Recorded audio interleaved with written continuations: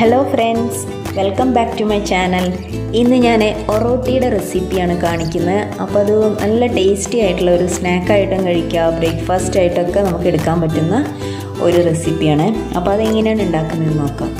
ഒറോട്ടി ഉണ്ടാക്കാൻ വേണ്ടി ഞാനിവിടെ 1 കപ്പ് പച്ചരിയാണ് എടുക്കുന്നത്.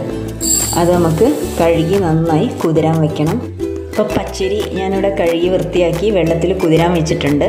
ഇനി ഒരു 3-4 മണിക്കൂർ കഴിഞ്ഞിട്ട് നമുക്കിതൊന്ന് അരച്ചെടുക്കണം. ഇപ്പോൾ പച്ചരി നന്നായി കുതിർന്ന് വന്നിട്ടുണ്ട്. നമുക്കതിന് ഊറ്റിയെടുത്തിട്ട് അരച്ചെടുക്കാം.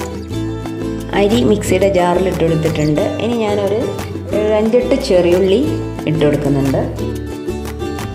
ഒരു 1/2 ടീസ്പൂൺ ഉപ്പ്, 1 ടീസ്പൂൺ പെരിഞ്ജീരകം, ഒരു 1/4 ടീസ്പൂൺ ചെറിയ ജീരകം, 1/4 കപ്പ് വേവിച്ച ചോറ്, തേങ്ങ 1/2 കപ്പ്.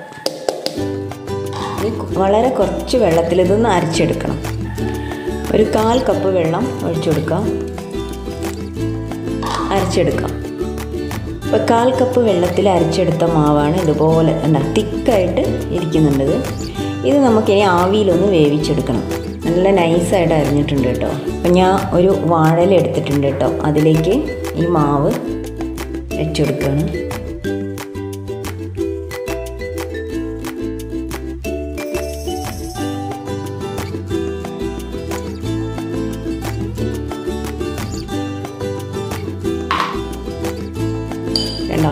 ഇതുപോലെ ഇനി ആവി പാത്രത്തിൻ്റെ മുകളിൽ കയറ്റി വെച്ചിട്ട് വേവിച്ചെടുക്കാം.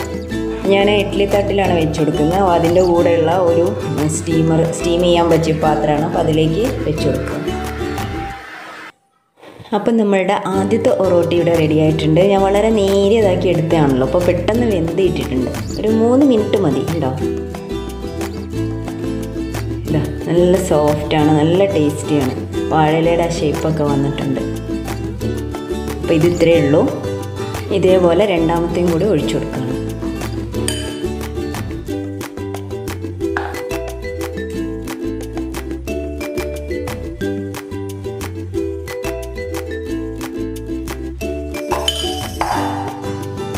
ഇനി ഇതും കൂടി ആവിയിൽ വേവിച്ചെടുക്കട്ടെ.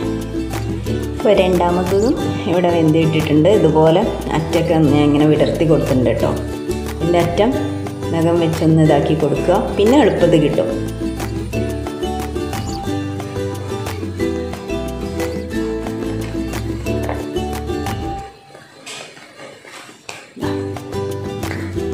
വാഴയിലയുടെ ആ ഒരു ഷേപ്പും ആ ഒരു ഷെയ്ഡൊക്കെ ഇതിൽ വന്നിട്ടുണ്ട്. എനിക്കിപ്പോൾ ഇവിടെ ഒരു 6 എണ്ണം കിട്ടിയിട്ടുള്ളത് ഒറോട്ടി. നമുക്കിത് വേണമെങ്കിൽ ഷേപ്പാക്കി കട്ട് ചെയ്തിട്ടൊക്കെ ഉപയോഗിക്കാം.